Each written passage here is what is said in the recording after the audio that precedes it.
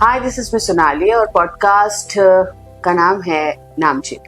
हमारे यहाँ पर आज स्टूडियो में एक सदिच्छा भेंट की तरह, यानी कि अपनी विश के साथ हमारे स्टूडियो पधारे हैं हितेश जी ठक्कर, जो कि नरेटको महाराष्ट्र के वाइस प्रेसिडेंट है। एम आई राइट? यस। और ये बिल्डर है कि कहानी बड़ी ये है, कहानी लेगेसी की है। लेगेसी बिजनेस को कैसे टीम वर्क किया जाता है और कैसे पिता और पुत्रों की जोड़ी मिलके जो कैसा कैसा एम्पायर खड़ा करते हैं। That I think this is the story of legacy. Hitesh ji, बहुत बहुत स्वागत है आपका। Thank you so very much. You landed and you directly come to our studio and I was so happy. I am rather so happy to see you and I think ये conversation. और एक मजे की बात इनके बारे में बताना चाहती हूँ, he is very sweet personality, very nice personality. वो आपको मदद करने में कभी कोई कोताही कमी नहीं रखेंगे। So when I was in Mumbai and he really help me beyond the limit, I suppose. और जिस तरह का रिस्पेक्ट, जिस तरह की चीजें इनके द्वारा सबको दी जाती है और मैं भी उसमें से एक हूँ, तो I am feeling very happy. So your nature, आपका जो पर्सनैलिटी है, आप क्या समझते हैं आपकी पर्सनैलिटी आपके मम्मी जैसी है या पापा जैसी है? दोनों की मिक्स है। But more traits. More trait towards father. So can you explain how is your father? Father is a generous person. और पापा ने हमेशा समझाया देने में भलाई है, लेने में भलाई नहीं है। हम देना जानते हैं। Basically you're from Guju family. कच्ची। Kutchi. So Kutchi और Guju में slightly divert. Kutch is the largest district in India. So we belong from that Kutch district. Kutch district. पर गुजरात का ही पार्ट है। It is a part of Gujarat. पर आप अपने आप को अलग कच्छी ऐसे बोलने में अलग डिफरेंट। कच्छी जो भाषा है उसका एक वैशिष्ट्य ये है, उसकी लिपि नहीं है, खाली बोली है उसकी। अच्छा, तो आप ऐसे क्षेत्र, तो आप मुंबई कब आए थे? आप? मेरा जन्म मुंबई में हुआ है। फादर है, जो पापा है, उनका कच्छ में जन्म हुआ था, फिर मुंबई आए। He was born and brought up. He was brought up in Mumbai. तो आप अपने पापा के बारे में बता रहे थे कि वो उनका अगर चरित्र या कैरेक्टर डिफाइन करना हो तो how will you define? Simple man with a generous heart. तो वो बिजनेस कैसे शुरू किया था? कैसे बिजनेस शुरू हुआ? मेरे पापा जो गैब्रियल शॉकअप्स के लिए काम करते थे और पैरेलली साथ साथ में परिवार बड़ा था, चाचा बुआ सब साथ में रहते थे, तो नीड ऑफ मनी था, तो उन्होंने खुद का अपना ब्रोकरेज बिजनेस स्टार्ट किया साथ साथ में parallelly. So he was working 8 hours or 9 hours for Gabriel Shockups and 8 hours or 9 hours of towards brokerage of real estate. So since 75 उन्होंने ये काम शुरू किया है और करीबन 81 और 82 के आसपास उन्होंने गेबरियल का जॉब छोड़ा और फुल फ्लेज हम लोग ने शुरू किया है रियल एस्टेट डेवलपमेंट कंपनी 1984 में। अच्छा, 1984। ओके। अब कैसा डे शेड्यूल होता है? अब सारी फैमिली बिजनेस में बेसिकली कैसा सिस्टम होता है? तो फैमिली बिजनेस में हमारे पार्टनर्स भी हैं, हम लोग सिंस 1976 साथ में हैं। 40 साल कंप्लीट हुए हमारे कंपनी को साथ में होते हैं। तो हमारे जो दिन आचार्य होते हैं, सुबह को हम लोग करीबन 10 और 10:30 के बीच में ऑफिस पे पहुंचते हैं। मैं, पापा, छोटा भाई, मेरे पार्टनर, उनका बेटा, पूरे दिन का जो अगले दिन क्या हुआ और आगे करना क्या है उसका डिस्कशन होता है। टेबल पे बातचीत होती है, विजिटर्स आते हैं, विजिटर्स को अटेंड करते हैं।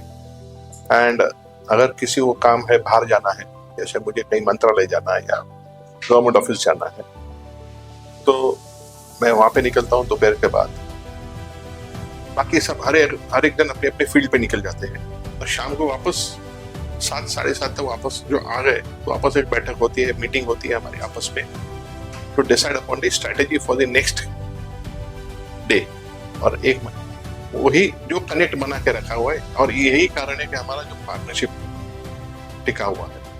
मुझे लेगेसी बिजनेस में जो डिफर करती है और सक्सेस होने का, तो 3 ऐसे पॉइंट्स बताइए कि ये जो बिजनेस है इसमें ये चीजें बहुत जरूरी होती है और वो लेगेसी बिजनेस में ही पाई जाती है। सो लेगेसी बिजनेस में 3 चीजों का मैं वर्णन करूंगा और तीनों जो क्वालिटीज हैं वो टी से शुरू होती है। अच्छा। पहला है लेगेसी बिजनेस होता है, पारिवारिक हो या गैर पारिवारिक हो। पार्टनर हो तो पार्टनर भी आपके साथ इतने समय के बाद आपका परिवार का हिस्सा बन जाते हैं। तो पहली बात है ट्रांसपेरेंसी, पारदर्शिता। आपस में ट्रांसपेरेंसी होना चाहिए। ट्रांसपेरेंसी होगी तो ट्रस्ट बिल्टअप होगा। तो सेकंड पॉइंट है ट्रस्ट का, विश्वास का। तीसरा बात आता है समय, टाइम। टाइम अगर नहीं देंगे एक दूसरे को पार्टनर्स में तो मिसअंडरस्टैंडिंग शुरू होगी तो फिर झगड़े होंगे, डिस्प्यूट्स होंगे और लेगेसी टूटती जाती है। तो ये 3 चीजों पे फोकस किया अगर लेगेसी बिजनेस में, और transparency, trust and time. So 3 things are very important. Yes. और आई थिंक आप जिस समाज से है या जिस परिवार से है उसमें फैमिली बिजनेस को ज्यादा इम्पोर्टेंस है। फैमिली बिजनेस को इम्पोर्टेंस इसलिए दिया जाता है, ग्रोथ है, एक फाउंडेशन मिलता है। अगर किसी को नया बिजनेस स्टार्ट करना तो उनको फाउंडेशन बनाना पड़ता है। ये फाउंडेशन मिलता है, अगली पीढ़ी को फाउंडेशन या तैयार मिलता है। अच्छा एक बात बताइए, अब मैंने कई फिल्में हैं, 3 इडियट्स में वो क्या फरहान जैसे तो बहुत सारे फरहान हैं जिनको ऐसा लगता है कि नहीं, legacy business is not my way of life, मुझे कुछ अलग करना है, रिबेल होते हैं। इस जो ये भी एक हद तक ठीक है कि उसके सपने वो खुद जिए, लेकिन आप इसे कैसे देखते हैं? हर एक की अपनी आइडेंटिटी होती है, हर एक की अपनी जरूरत होती है और थॉट प्रोसेस होता है। थॉट प्रोसेस को उसके जो सपने हैं उसको शेप करने के लिए, वो सपने शेप करने के लिए अपनी आइडेंटिटी क्रिएट करना चाहता है। और थोड़ा सा मैं और डाइवर्ट होता हूँ, आज की जो करंट ट्रेंड है और जो जेंजी बोले जाते हैं, जेंजी को एक ही क्राइसिस है, पैसे की क्राइसिस नहीं है। It is not money crisis, it is identity crisis. हर एक आज के जो नए जनरेशन है वो लेगेसी बिजनेस में नहीं आना चाहते या लेगेसी बिजनेस से दूर भाग रहे हैं। उनको आइडेंटिटी क्रिएट करनी है। अगर वो आइडेंटिटी वही लेगेसी बिजनेस में उनके पेरेंट्स या पार्टनर्स उनको दे देवे तो आइडेंटिटी उसकी अपनी क्रिएट हो जाती है।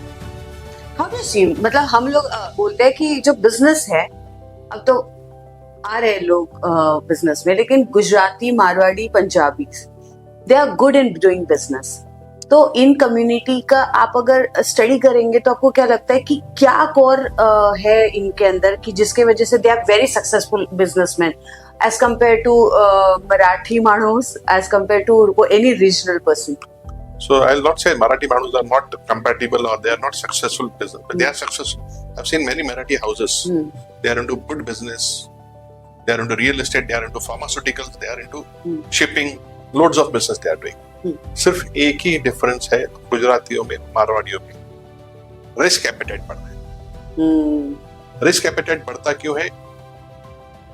थोड़ा सा अनएजुकेशन होता है, तो जिस चीज का नॉलेज नहीं है वो चीज को हाथ लगाना जाए तो डर नहीं लगता। मैं अक्सर कहती हूँ अज्ञानता में सबसे बड़ा सुख है। आप अगर ज्ञानी बन के, मतलब एक ऐसी बात है कि आप अगर ज्ञानी है कि यहाँ पे कोई ऐसा इंसान रहता है तो आप इस एरिया से भी जाने से डरेंगे, लेकिन आप बहुत ही अज्ञानी है तो आपको किसी भी तरीका का कोई डर नहीं। आई थिंक बहुत ही खूबसूरत बात करिए कि आपने रिस्क की बात करी, तो रिस्क लेना जरूरी है बिजनेस में। बिजनेसमैन रिस्क नहीं लेगा तो क्या लेगा? So you are always on the side of calculated risk, or like how do you measure your risk? So in real estate business now it has become a capital intensive. तो risk calculate करना पड़ता है। Returns क्या आएंगे, ROA क्या आएगा, investment कितना जाएगा, वो सारा कैलकुलेट करने के बाद रिस्क का फैक्टर कितना लेना है, लेवरेज कितना लेना है, वो कैलकुलेट होता है। तो आपकी सलाह क्या रहेगी वानाबी बिजनेस एंटरप्रेन्योर्स को या बिजनेसमैन को कि रिस्क तो लेनी है लेकिन कैसी रिस्क लेनी? Calculative risk. कैलकुलेटिव रिस्क में क्या क्या ध्यान रखना होता है? Market forces, that your capital investment और ट्रांसपेरेंसी रखना है। वाह, आई थिंक तो आप कभी रिबेल नहीं हुए कि नहीं मुझे नहीं करना फैमिली बिजनेस, मुझे नहीं आना फैमिली बिजनेस में, मुझे अपना कुछ करना है, मेरा एग्जिस्टेंस अपना कुछ होगा?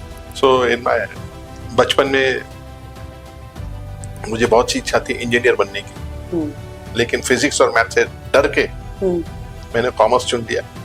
तो पापा ने बोला कि आ जाओ बिजनेस में। 93 में बिजनेस में जुड़ गया। तो ऐसे being real estate semi engineering type, तो इंजीनियरिंग की शौक था तो इससे फुलफिल हो रहा था। तो आपको कब लगा, मैं एक्चुअली ना ये जो सेकंड जनरेशन बिजनेसमैन है उनके चैलेंजेस को समझती हूँ, तो मुझे ऐसा लगता है कि कभी कभी they are not happy with themselves. वही मैंने कहा कि आइडेंटिटी क्राइसिस है। Identity crisis. और दूसरी बात यह है कि फर्स्ट जनरेशन हाथ से किल्ली नहीं छोड़ना चाहती। नहीं, ऐसा नहीं है। हाँ। फर्स्ट जनरेशन लीडरशिप देना चाहता है, हालांकि जो नेक्स्ट जनरेशन है they should be serious about taking over the charge. Okay. Responsibility, seriousness चाहिए, सिर्फ पोजीशन पे बैठने के लिए नहीं होना चाहिए। आपका कितने डेज का ट्रैवल रहता है, कैसा है? अभी ट्रैवल कम हो चुका है, लेकिन नरेटको में रहने आने के बाद मेरा ट्रैवल है दिल्ली, नागपुर, हैदराबाद, बाकी स्टेट, बाकी के भारत के राज्य, कभी कभी नरेटको काफी जाना था। तो बाकी राज्यों में, अपने राज्यों में क्या आपको रियल एस्टेट में क्या डिफरेंस लग रहा है? रियल एस्टेट में हर एक राज्यों में डिफरेंस होता ही है, क्योंकि वहाँ पे लॉ ऑफ लैंड रहता है। जैसे महाराष्ट्र में ओनरशिप होता है, फिर हाउसिंग बोर्ड्स के लैंड्स है, सिडको की जमीन हो गई, महाड़ा की जमीन हो गई। वैसे हैदराबाद में निजाम की लैंड है, तो वहाँ पे लैंड खरीद नहीं सकते। ओके। बैंगलोर में और कर्नाटका में अलग कॉन्सेप्ट है। तो विद इन कंट्री भी ये सारी डिफरेंसेस है लैंड के लिए। महाराष्ट्र कितना सपोर्टिव है बिल्डर्स के लिए? Maharashtra is the most liberal state in India for real estate industry. So give me the एक ओवरव्यू, एक वॉक थ्रू अगर आप मुझे बिल्डिंग रियल एस्टेट इंडस्ट्री से कराए महाराष्ट्र का, तो how will it be? Maharashtra में जो लैंड रिकॉर्ड्स है ट्रांसपेरेंट है। आप किससे जमीन खरीदना चाहते हो, या किसी से जेवी करना चाहते हो, या किसी का जुड़ना चाहते हो बिजनेस में, सिस्टम बहुत ट्रांसपेरेंट है। लैंड लॉज, जो जमीन के कायदे हैं वो सरल है, कॉम्प्लिकेटेड नहीं। फिर जिसको घर खरीदना है या प्रॉपर्टी खरीदनी है, कमर्शियल प्रॉपर्टी लेना है या मॉल लेना है, तो प्रोसेस सिंपल है, क्लिष्ट नहीं है ज्यादा, क्लीन। और महाराष्ट्र सरकार सपोर्टिव है, और अभी गए 10 सालों से देवा भाव की सरकार आ गई है, तो उसमें भी और ट्रांसपेरेंसी बढ़ती जा रही है। तो ये टू वेज ट्रांसपेरेंसी का टू वेज बेनिफिट्स है या कैसे? क्योंकि जनरली ना बिल्डर लॉबी या रियल एस्टेट वाले थोड़े बदनाम तो है, आपको मानना पड़ेगा। तो हर एक पेशे में होते हैं। लेकिन ये जो है कहना ये चाहती हूँ कि ये जो पॉलिसीज है ये सिर्फ बिल्डर के फेवर में ही जाती है कि बायर्स के फेवर्स में? बायर्स के फेवर में भी आती है। अभी कल ही जो पॉलिसी आई क्लब हाउस की, और 5 साल पहले जो एक पॉलिसी आई थी क्लब हाउस के 5-10 साल पहले, तो टोटल बिल्टअप एरिया जो मैं प्रोजेक्ट बनाता हूँ उसका टोटल बिल्टअप एरिया का 2% मुझे क्लब हाउस और अपना योगा सेंटर और उसके लिए मिलता था। हाँ। जैसे कि मेरा जो टोटल बिल्टअप एरिया हो गया 1 lakh square feet, 1 lakh square feet का 2% हुआ, यानी 2000 स्क्वायर फीट का मुझे क्लब हाउस मिलता था। आज की डेट में कल ही जो महाराष्ट्र सरकार ने और देवा भाऊ ने और बोयर जी ने और इन्होंने सब मिलकर सर्कुलर निकाला है, नोटिफिकेशन निकाला है कि अब वो जो कॉमन एरियाज है, या जो क्लब हाउस, स्विमिंग पूल और योगा सेंटर या मेडिटेशन सेंटर और रिक्रिएशन एरियाज, उसको 2% से बढ़ा के 4% कर दिया, डबल कर दिया। इससे क्या बेनिफिट होगा? अगर आप घर खरीद रहे हो एक कॉम्प्लेक्स में, तो पहले एक ही कॉम्प्लेक्स में 100 मकान रहते थे, तो 100 मकान के बीच में 2% एरिया मिलता था क्लब हाउस के लिए, रिक्रिएशन के लिए, योगा के लिए, स्पोर्ट्स के लिए। आज वो 4% हो गया, 100 मकानों के बीच में 4%। अच्छा, तो मतलब जगह एम्पल मिलेगी, कम्युनिटी बिल्डिंग ज्यादा अच्छे से हो पाएगा। That's beautiful. मुंबई और जैसे कि नागपुर, मुंबई, इनकी कंपैरिजन में, क्योंकि देखो मुंबई के पास जगह है नहीं शायद अभी बच्ची, अभी इसलिए वर्टिकल जा रहा है। और लेकिन तो मुंबई कैसे एक्सपैंड होगा आगे? तो मुंबई का एक्सपेंशन फिर अगेन देवा भाऊ का नाम आता है। हाँ, मैंने तो ये भी सुना कि अब बगल में जो है मुंबई 3 आ रहा है। हाँ, वो क्या है वो भी समझना। मुंबई 3 इज पार्ट ऑफ फुलवे अप टू कर्जत, नेरल तक जा रहा है। सो कर्जत, नेरल यानी पुणे, बहुत पुणे के नजदीक हो रहा है। और 10 सालों में ये हो जाएगा कि मुंबई पुणे एक सिटी हो जाए। यानी आप अभी जो मुंबई पुणे एक्सप्रेस हाईवे से जा रहे हो, तो सिर्फ आपको एक टनल आएगा, बीच में बाकी पूरी सिटी रहेगी। तो एक बड़ा ग्रैंड। तो मुंबई का रियल एस्टेट इंडस्ट्री के बारे में थोड़ा सा कीजिए, और नागपुर भी, क्योंकि आप तो महाराष्ट्र भर फिरते रहते, घूमते रहते हैं, मतलब ऑल ओवर कंट्री, राइट? तो इंडस्ट्री स्पेशली सिटी वाइज अगर इंडस्ट्री देखें, सो मुंबई पूरे भारतवर्ष में इसलिए मानी जाती है, एक तो फाइनेंशियल कैपिटल, आर्थिक तंत्र पूरा मुंबई से चलता है, दूसरा कनेक्टिविटी, जो डबल इंजन की सरकार आ गई, फडणवीस जी की सरकार आने के बाद जो मेट्रो है, फिर कोस्टल रोड है, अटल सेतु है, कनेक्टिविटी और समृद्धि महामार्ग नागपुर और मुंबई को जोड़ दिया। जैसे आज ट्रेन से कम समय में इंसान बाय रोड पहुंच जाता है नागपुर। पहले रोड मुंबई से जो आते थे नागपुर से आते थे तो बाय रोड नहीं बाबा, प्रवास नहीं करना है, एक्सीडेंट होते हैं। एक्सप्रेस ऐसा बने कोई एक्सीडेंट नहीं होता है, एक्सीडेंट हुआ तो खुद की गलती से होता है। तो cities are getting connected now. So once the cities are connected, the economical growth of the corridor will increase. And how do you see the Nagpur? Nagpur, yes, it is a highly potential, and next growth center of Maharashtra will be Nagpur. तो नागपुर कैसे grow करेगा? अभी हमने high rise building देखना शुरू किया है नागपुर में, काफी कुछ हाई राइज बिल्डिंग्स आ रही है। वैसे तो वाइब ऑफ नागपुर बहुत सारा बदला है, मतलब इंफ्रास्ट्रक्चर वाइज बोलिए या फिर मतलब छोटा एग्जांपल अगर बात करूँ तो कैफेज जो है, ये कैफे मतलब नंबर ऑफ कैफेज नागपुर में बढ़ रहे हैं, यूथ आउट गोइंग ये चीजें हैं, तो रोड्स और इंफ्रास्ट्रक्चर डेवलपमेंट तो हो ही रहा है। But how do you see in the industry perspective? Industry perspective में अभी हाल फिलहाल में जो नासिक सिटी पे जो देवेंद्र फडणवीस जी ने एक सप्ताह पहले डिक्लेयर किया कि वहाँ पे इंडस्ट्रीज आ रही है सारी, नागपुर में भी इंडस्ट्रीज आ रही है। तो इंडस्ट्रियल ग्रोथ होगा तो ऑटोमेटिकली रियल एस्टेट की डिमांड बढ़ेगी, रियल एस्टेट की डिमांड बढ़ेगी तो जॉब अपॉर्चुनिटीज बढ़ेगी तो इंफ्रास्ट्रक्चर बढ़ेगा, और कनेक्टिविटी ऑलरेडी एस्टेब्लिश हो चुकी है। It will be easy for the people residing or to migrate to these cities. Basically, क्या कहते हैं, सिटी जो आपका रियल एस्टेट बिजनेस है वो कैसे होता है? मैंने जो सुना है कि जैसे कि बिल्डर्स जनरली और land owners generally purchase the land, वो बहुत समय तक रखते हैं अपने पास में लैंड बैंक की तरह। How it is like this? Oh, that is a history of 20 years before. And how now? Now you can't hold the land. Land लिया आपने, लैंड खरीदा या किसी के साथ जेवी किया, इमीडिएटली आपको काम स्टार्ट करना है। अच्छा, रूल वाइज और अभी ट्रेंड वैसा है, और सरकार ने भी ऐसे थोड़े से इनडायरेक्ट नियम ला के रखे हैं कि आपने लैंड होल्ड किया तो उस पर टैक्स शुरू होता है।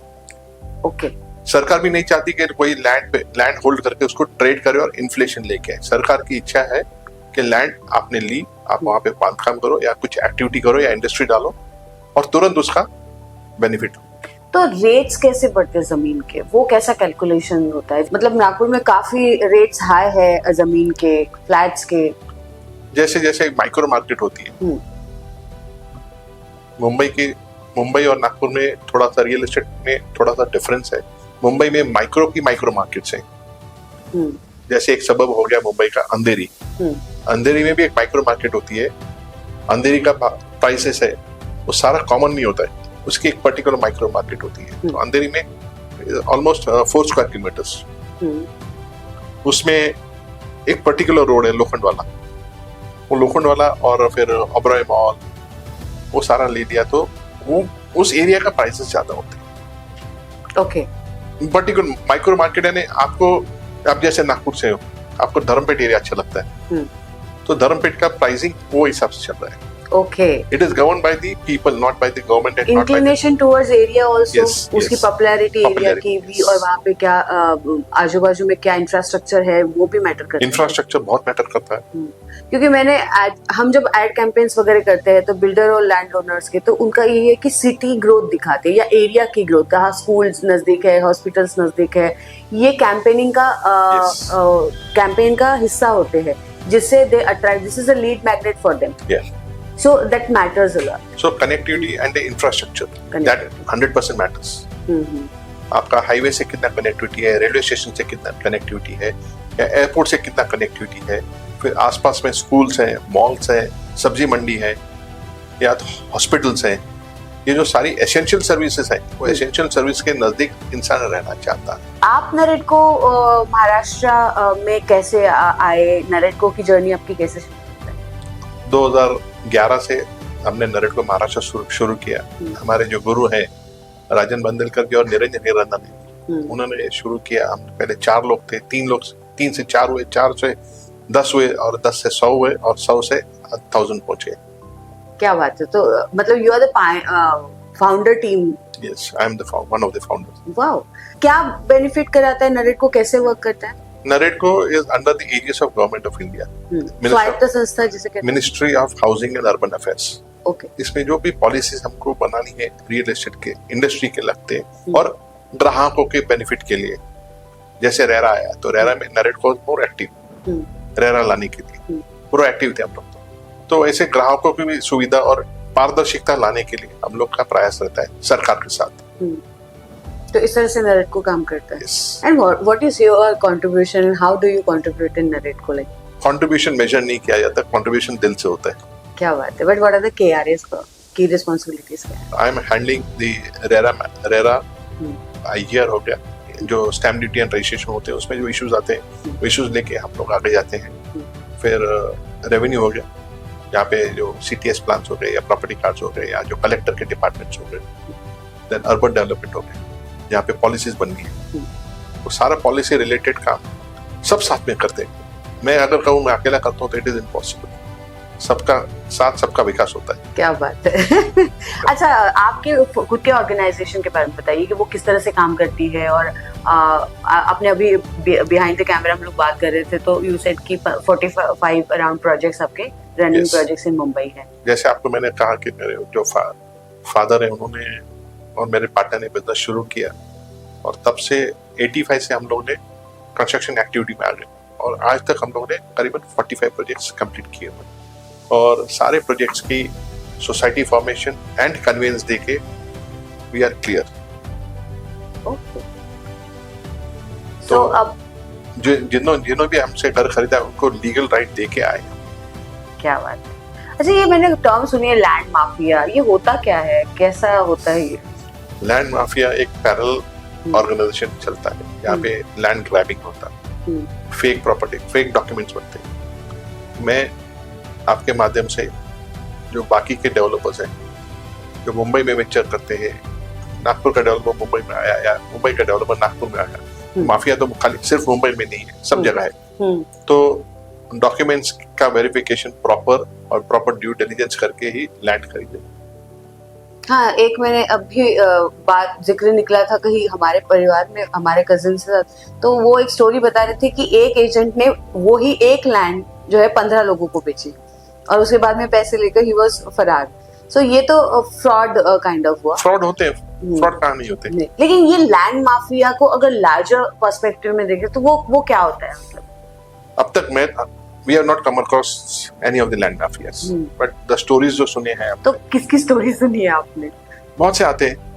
मैंने ये जमीन में पैसा लगाया गया, इट इज योर लक और आपका ड्यू डिलीजेंस करना चाहिए। आपको जो डॉक्यूमेंट्स आए, आपके जो एडवोकेट्स हैं, आपका जो लीगल टीम है उसको दिखा के, और सरकार ने इतना ट्रांसपेरेंसी लेके आज सारे जो रेवेन्यू डॉक्यूमेंट्स हैं वो ऑनलाइन आ गए। आप प्रॉपर्टी कार्ड ढूंढो, CTS प्लान ढूंढो, तो महाराष्ट्र सरकार ने ऑनलाइन लेके आए। बावनकुळे साहब ने और देवेंद्र फडणवीस जी ने सारा अच्छा काम किया है कि ये अपना पब्लिक डोमेन में लेके आए। वो जमीन किसकी है, लैंड किसकी है, फ्लैट किसका है, सारा आपको ऑनलाइन पता चलता है। लेकिन इंडिया का लैंड माफिया कौन है? मतलब जैसा कुछ ऐसा कोई नहीं, ऐसा हिडन सारे जो भी है हिडन ऐसा कोई माफिया नहीं है। इक्के दुक्के जो निकल जाते हैं जिसको फ्रॉड करना है, फ्रॉड तो हर एक इंडस्ट्री में। तो एटलीस्ट महाराष्ट्र में लैंड माफिया की अब कोई जगह नहीं। ट्रांसपेरेंसी की वजह से लैंड माफिया नहीं। एक बायर है जो जमीन खरीदना चाहता है या अपना कोई भी प्रॉपर्टी खरीदना चाहते हैं, उनके लिए आप कस्टमर्स पॉइंट ऑफ व्यू से क्या सलाह देंगे? बायर को अगर जो प्लॉटेड लैंड खरीद रहा है तो पहले देखना चाहिए जो प्लॉटेड लैंड डेवलपमेंट है वो रेरा में रजिस्टर्ड है कि नहीं।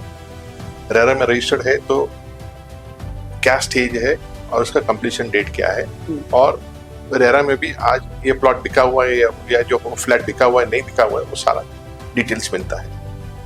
ओके, तो ये सारी डिटेल्स चेक कर रेरा की वेबसाइट पे सारा कुछ अवेलेबल है।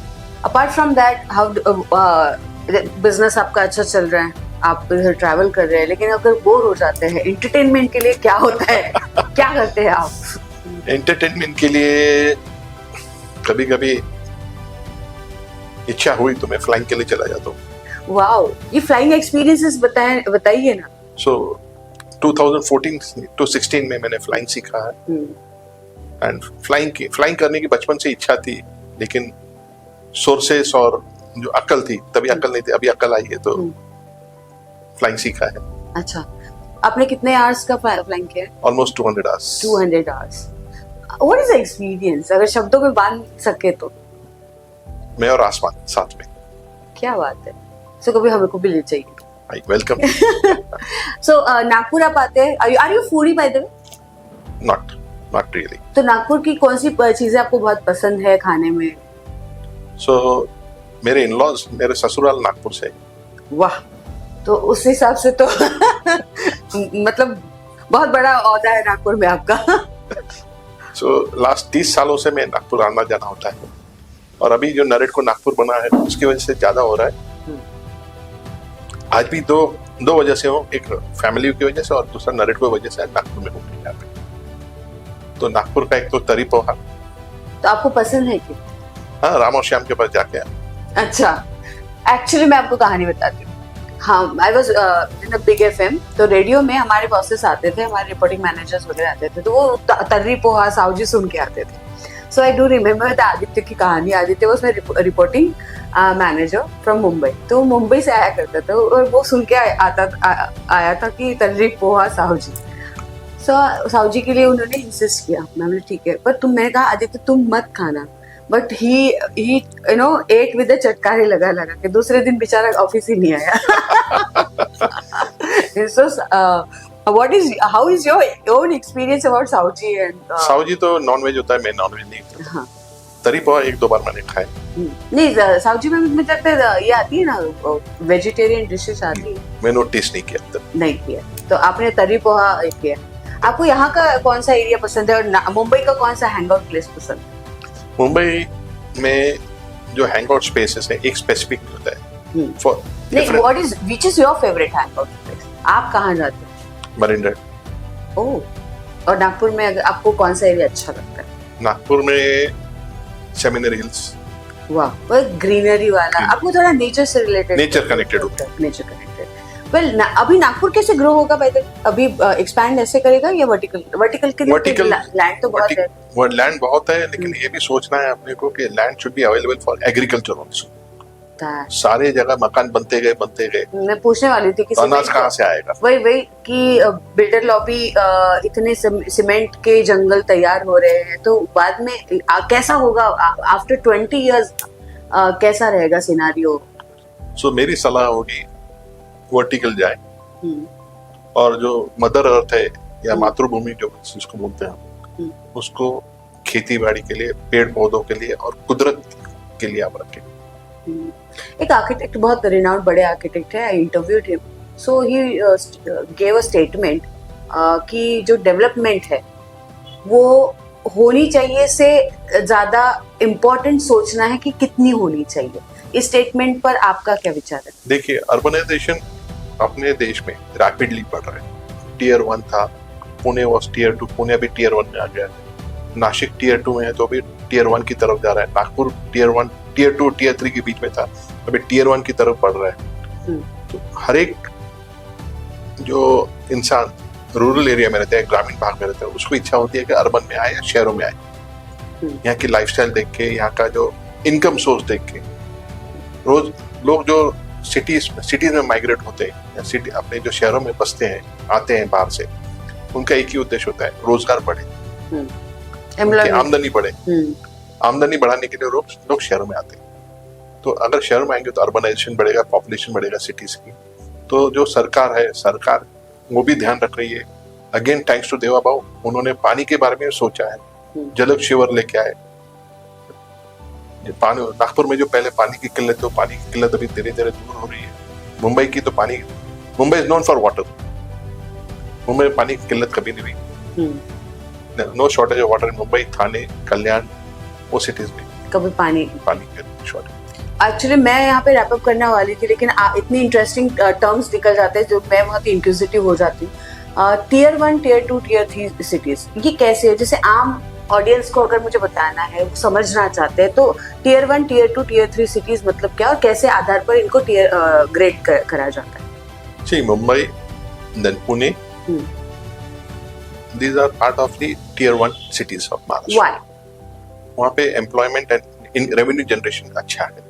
ओके, तो पहले टियर 1 सिटीज मतलब रेवेन्यू जनरेशन कैपेसिटी कितनी है? इंडस्ट्रियलाइजेशन कितना है? Next is liveability index, connectivity, transportation. Okay, सारा एक साथ किया तो टियर 1 सिटी बनती है। और टियर 2 सिटीज को, टियर 2 सिटीज में जहाँ पे थोड़ा सा कनेक्टिविटी इश्यूज है, वो धीरे धीरे ग्रो हो रही है, अर्बनाइजेशन कम है, इंडस्ट्रियलाइजेशन वहाँ पे आ रहा है अभी, तो that comes to tier 2। And tier 3 is upcoming.